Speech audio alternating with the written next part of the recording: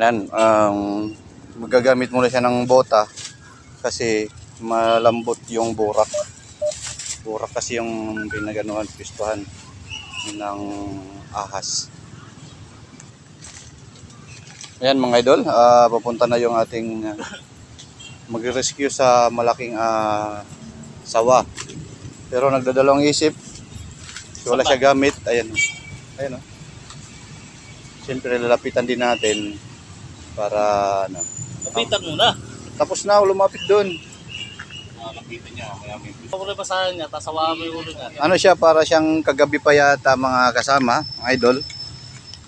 Parang nangihina na. Pero siyempre hindi tayo magtatadya, magano.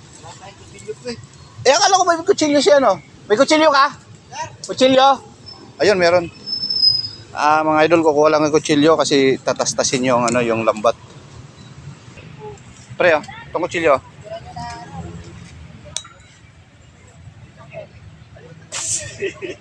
Ito pare.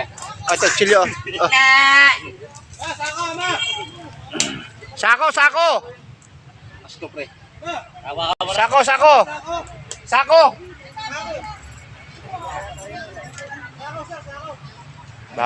Pre, baka pumulupot yung ano yung katawan. Tayo na itong wag mo nang masyado.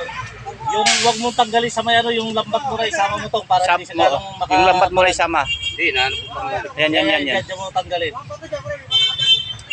Kasi baka umano siya eh, kumapit yung katawan niya eh.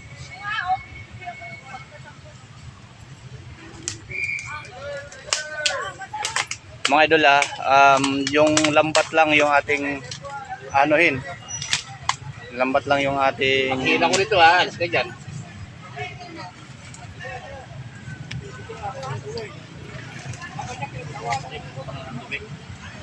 Para hawakan. Ay mga idol hindi kasi siya ano, hindi siya pwedeng, hindi po susugatan yung asa. Binubusalan lang na ni Sa'yo pangawit mo tong. kasamang ko yung ano yung ito pa isang rescue natin. Ako mo dyan pare. Dito mo dalhin. May kahoy pa, may kahoy. Sa akin pre. Sige. Bumuhol ba siya? Bumuhol? Oo. Gel, pasok mo na yung ano, yung katawan niya rito para hindi na siya kumapit sa... Signal.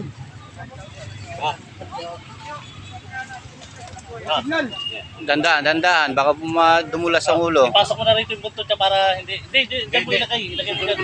Isusunod ko na sa pre. Ipasok mo na para hindi na kumapit sa... Basa muna pre, basa muna. Mamaya nung gasan to, baka kumapit sa puno, mas lalong mahirap pa rin yan. Huwag mo sakalin, mamamatay. Pasok mo dyan sa loob. Gel, pasok mo na sa loob ng sako. Hindi makapatay basta yan. Ano yung puto eh?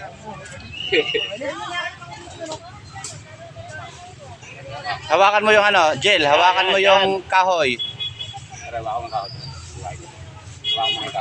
Pinasok na ng mga kasamaan ko sa Hindi ka ulo, mahangal mo dyan. Hindi yan, ang pala dyan. Pagka ganyan nakasako, hindi na makakaano yan. Hindi na makakapalag yan.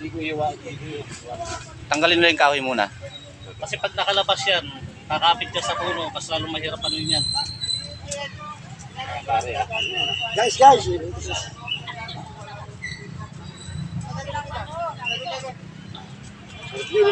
Tangin na, may picture ka pa itong sa akin ha. Ayun o. Mas lalo na to, nationwide to. Ito, ano to, may sinunod to, JNR to eh. Kakapit yan. Ito, buong mundo rin to. Ulo yata. Ba't nakalabas yung buntot? Tanggalin lang yung kahoy para hindi siya sagaban. Malabas yung bunto tayo. Yung naburito, adobo. Sa dalawang emperador. Yes, papakawalan yan dun sa ano, Papawalan yan. sa bukid. Sa Minro, dito na doon sa Minro. Hindi, ilan lang natin pero dito. Ano pa eh, Ito na mamaya. susurin ka sa DNR yan. Ilan mat pa? Kasi nire-report na namin. Ayan na mga idol, nasasako na yung sawa.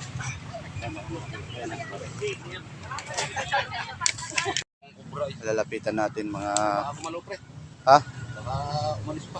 Hindi, nakatali nga sa lambat. Paano makakalis? Yan ang mga idol. Ayan po, ililigtas po natin. Kaya po pala may kubra dyan sa Laki oh. Yung buntot ilalim. niya oh. Meron pa pala kasama sa ibabaw. Yun. Nakapalubog po sa taas. Tatanggalin po yan ng isang kasamang ko na expert dito sa ganito. Siyempre sa taas meron pa. Yot! Ayan o. Sa taas yung kasamang ko sa taas. Lapit na magkanakaw to ah. Laki, mga idol, ang laki ng sawak. Sigarilyo. Lighter. Ninigarilyo muna ako. Baka uling sigarilyo ko na to eh. Ang laki ng sawa mga idol. Yung kasama ko yung kukuha.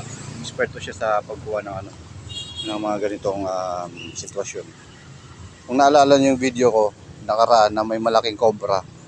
Isa rin yung kumuha ng cobra doon sa kanal, sa loob ng kanal.